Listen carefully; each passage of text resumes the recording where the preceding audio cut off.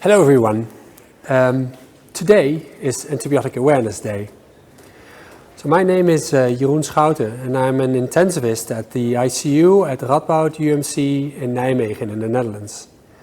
And as you can see here, we have a large intensive care unit with about 40 beds. And as you can imagine, at this moment, a large part of our care is provided to patients with COVID-19. And you will imagine that this has a large effect on our daily work, a large burden, I may say, and not only for the COVID patients and for us as people who are working here, but also definitely for people who are non-COVID patients who have to undergo large operations, cardiothoracic or neurosurgical operations that can't go through at the moment. Now, you may have heard that early studies in COVID patients have discovered that up to 78% of COVID patients received some form of antibiotic therapy during their admission, not only on the ICU, but also to any unit in the hospital. And this while we are treating a viral infection. So we find a huge overuse of antibacterial treatment early in the course of disease. Patients with COVID are actually treated like they have normal bacterial community-acquired pneumonia with broad-spectrum therapy. Now, we all know how hard it is to refrain from prescribing antibiotics when a patient is severely ill. And yes, these patients are ill. But a lot of studies have now been able to show that there are very few early co-infections of COVID with bacterial pathogens.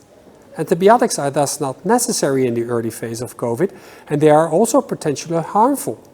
There's toxicity and other side effects, but also we are exacerbating another very important silent pandemic, the pandemic of antimicrobial resistance. I urge everyone, especially in these hard times, to be very careful when prescribing antibiotics to patients with COVID. Of course, I understand when you have a patient who is severely ill that you would need to start with broad-spectrum antibacterial therapy when a patient enters the ICU.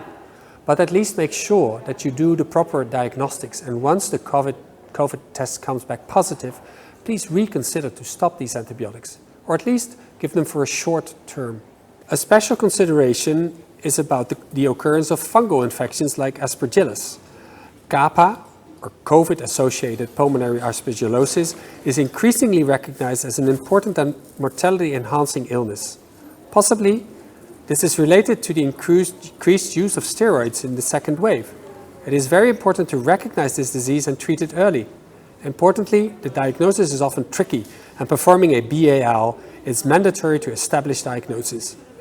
COVID, even if there's a possibility of more risk of transmission, should not be an excuse not to perform adequate diagnostics. So in short, be very careful in prescribing antibiotics empirically in patients who are in the early phase of COVID.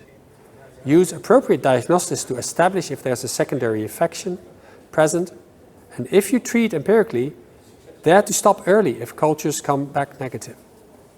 Make sure you keep having meticulous attention for infection prevention, even if this means more work to your nurses and to yourself. It's very important. Dear colleagues, care providers, in these difficult times, let's try not to lose our heads here. Antibiotics are only indicated for bacterial infections. Let us use them for that, and let's use them wisely. After COVID is over, we still have to be able to treat our patients anyway. So have a great Antibiotic Awareness Week and hope to speak to you soon.